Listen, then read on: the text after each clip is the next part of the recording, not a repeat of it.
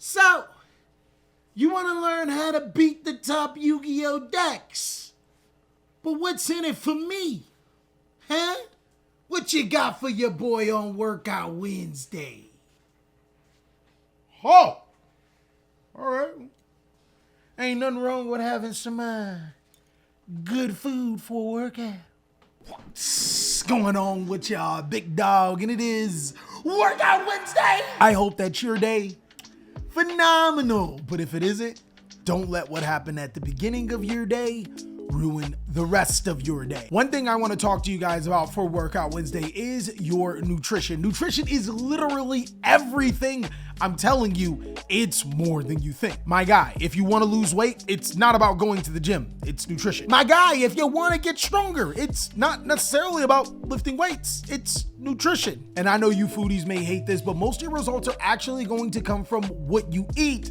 And sometimes we don't always eat the best things. Now, I'm not saying that you have to give up all your favorite foods, but one thing I do have to say is that you're gonna have to moderate them a lot better. What a lot of people in the workout world do is an 80-20 rule, which means 80% of your foods have to be clean foods, foods that are actually good for you. And the 20%, well, we're just not gonna talk about those. My guy, do whatever you want with that 20%. I know for sure in my community, in the Black community, there's a lot of high blood pressure, high cholesterol, and heart disease, and a lot of this could be prevented from eating right. You can take that advice too and save your life. Just like how I'm gonna be saving your life, big dog, by giving you a meta counter guide. I'm gonna be teaching you how to beat the top 3 decks in Yu-Gi-Oh! Kashtira, Labrynth, Mommy Milkers. I'm sorry, baby.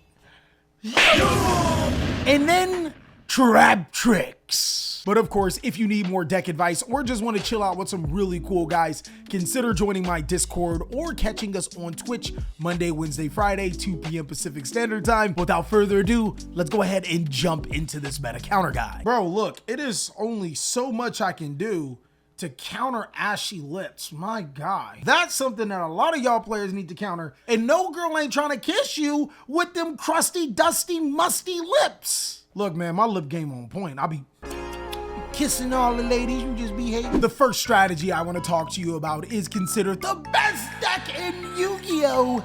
Kashtira, cash money, cash at me so I can afford this deck is a really powerful Yu-Gi-Oh! Deck built on being able to summon high-level monsters to the side of the field while you control no monsters and then lock your opponent's spell and trap card zones or their monster zones. This deck's actually really fragile and it's kind of crazy. Kashtira actually has a litany of weaknesses, and let's go ahead and break them down. One of the best hand traps against Kashtira is Ash Blossom and Joyous Spring, and I've seen too many people use this card completely wrong. No, not the Fenrir! Don't do it on the Fenrir! Why the f you using this on the field spell, my brother in Christ? They have the monster anyways, they always do. There is a most optimal time to use Ash Blossom and Joyous Spring against the Kashtira strategy. Seriously, use it on Kashtira Theosis and only on Kashtira Theosis. Kashtira Theosis is one of their most important choke points unless they open the combo. Like literally the nuts, which you weren't gonna win anyways. Using Ash Blossom strictly on that particular card will either slow them down and a lot of times may even pass their turn. Ash Blossom and Joyous Spring can be a really powerful card against Kashtira, but where do other hand traps sit? Popular cards like Infinite Impermanence and Effect Veiler. This one can get a little tricky. The normal thought to use these cards on Kashtira Unicorn is not a terrible idea. As you already know, Kashtira Unicorn allows them to get the Theosis from their deck to their hand, so that can be extremely smart. But there's actually a better idea. And my guy, it is not negating Fenrir. Stop negating Fenrir. Using your Effect Veiler or Infinite Impermanence on Kashtira Riseheart is actually huge because Riseheart won't be able to change his level, meaning that they pretty much have a dead body on their side of the field. And the reason why hitting Riseheart could be a little bit more rewarding here, because sometimes they summon Kashtira Unicorn and activate these effects and you negate it, and they have the spell anyways, because there's 2 they can search. No, it ain't happening to me. It ain't happening to me.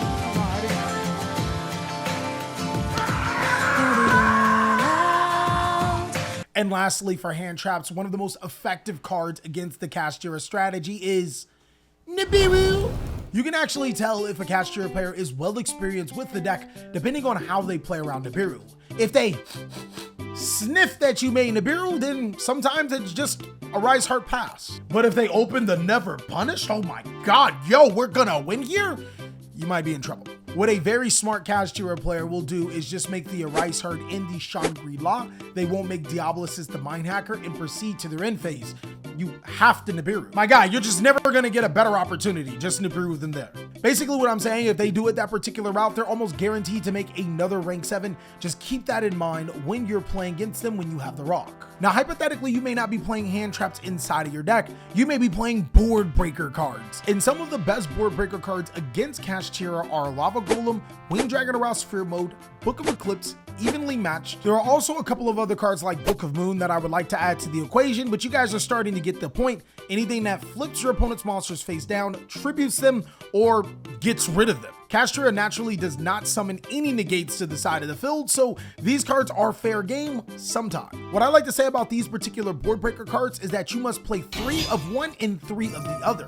You need to be able to play 3 cards to be able to get rid of your opponent's monsters via tributing, whether it's Lava Golem, Kaijus, or Sphere Mode, and then 3 cards to be able to counter their board by getting rid of monsters, whether it's Dark Hole or Book of Eclipse. And the reason why is because it is a big mind game against Kashtira. They actually have ways to be able to out these particular situations. I'll give you examples. If Kashtira goes full combo, my man, it locks out all of your spell and trap card zones. Book of Eclipse and Evenly Matched don't work here. If they think you got the Lava Golem, it's a Rise Heart pass. Oh shit, that's just one monster. You trying to evenly match them? How? I'm gonna give you the Nightmare Corruptor Ibley, and I'm gonna make the Link Kuribo too. Link Guribo.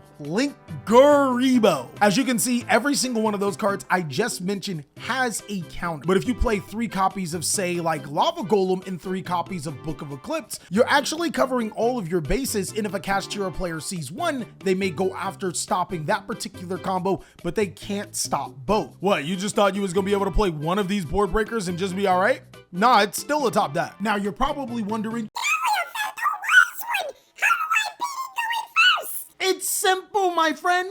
Just don't let them summon monsters. If you can summon monsters onto a Kashtira's player side of the field, or if you can interact with their 2 summons, their 1 special summon and their 1 potential normal summon, you're actually in the game. So aim on being able to stop Kashtira in that regard. Next is the strategy that players have been trying to figure out how to beat because it's not as easy as it sounds. What I love about Yu-Gi-Oh! Is that things may seem simple. They hardly ever are. Traptrix has got a major upgrade with Structure Deck Beware of Traptrix, and they are an incredibly good deck that are also good at hiding their weaknesses. Kind of like how you hid your phone until you figured out how incognito works, huh? I ain't forget about that. Traptrix are based off of the trap hole cards, being able to get tons and tons of trap cards to your side of the field to disrupt the opponent. But what's crazy is that this back row heavy deck can actually swing for game if you're left unmanned. And before everybody just starts saying,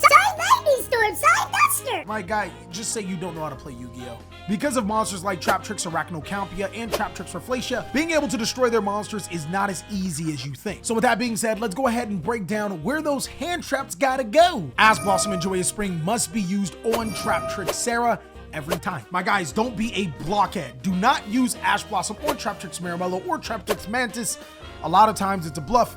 Hitting Sera, and more specifically, hitting Sera's ability to get a trap card is a must. The reason why I say this is because Sera's ability to get a trap card gets Holtea. Is some hoes in this house? Is some hoes in this house? Which essentially not only gives them a monster, but guarantees that they'll get another monster through Sera's effect. The same could also be said for them getting a monster, but they actually have to be able to use that monster effects, and a lot of them are hard to do. For cards like Infinite Impermanence, whatever you do not do it on the Sera! Don't do it on any of their extra deck monsters. Every single one of the Traptrix extra deck monsters are unaffected by trap effects, including Infinite Impermanence. Instead, using Infinite Impermanence on Traptrix Mantis and Traptrix Marimello, really good right there. Now, I'm not gonna cap though, cards like Ash Blossom and Joyous Spring and Infinite Impermanence aren't necessarily effective against Traptrix. You should probably look to side these out as soon as possible for better cards to be able to answer the situation, and hand traps like Ghost Mortar and Moonlit Chill and Effect Veiler are pretty good.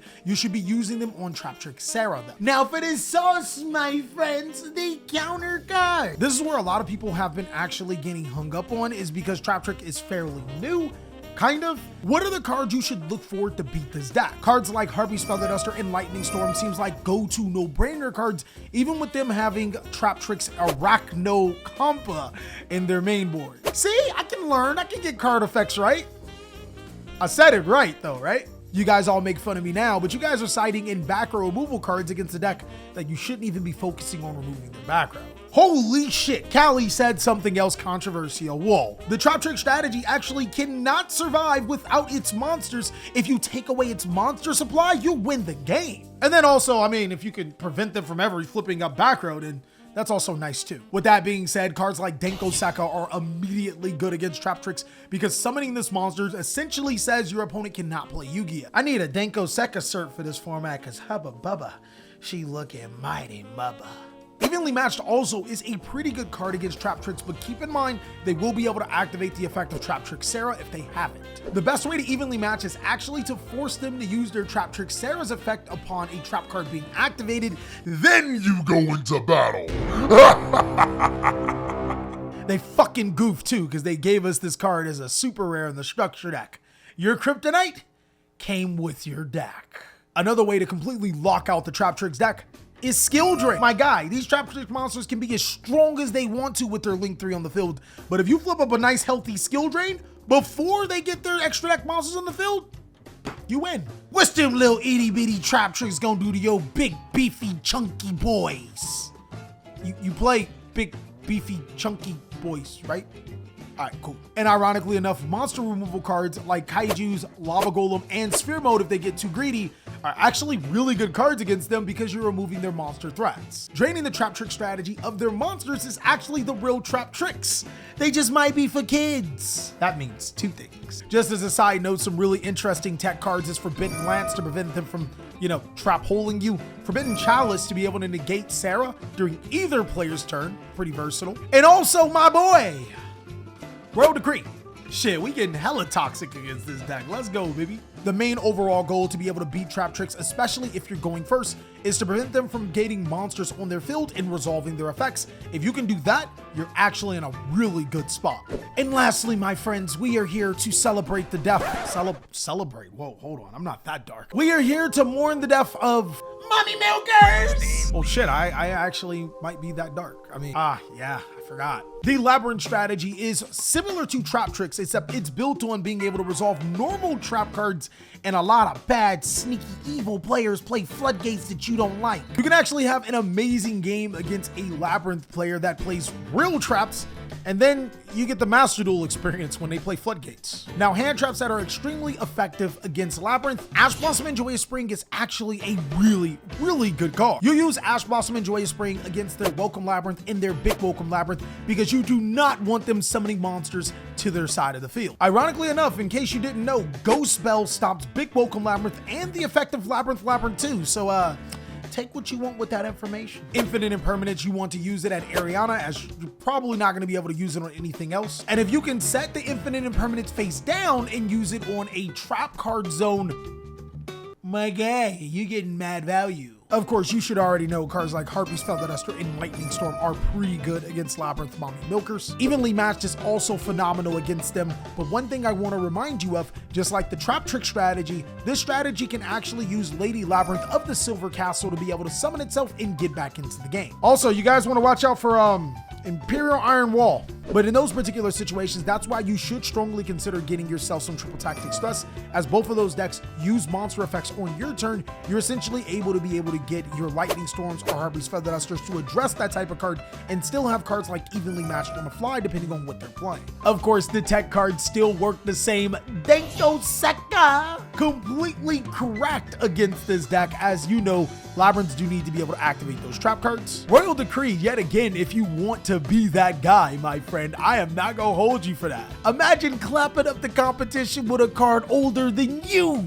Your best way to beat Labrynth, especially if you're going first, is to offset its tempo. If you can prevent the effect of Big Welcome and Welcome Labrynth from being able to resolve, Labrynth will actually have a hard time being able to supply monsters to its side of the field, so always aim to stop those cards as hard and as fast as possible. And that's all that I got for the meta counter guide, so you can beat some of the top Yu-Gi-Oh decks in the card game right now. Of course, if you want to see more phenomenal content, go ahead and check out these videos. And also let me know down below in the comment section, should we make more counter guides and what should they be of? I hope you're having an amazing day and I'll catch you on the next video.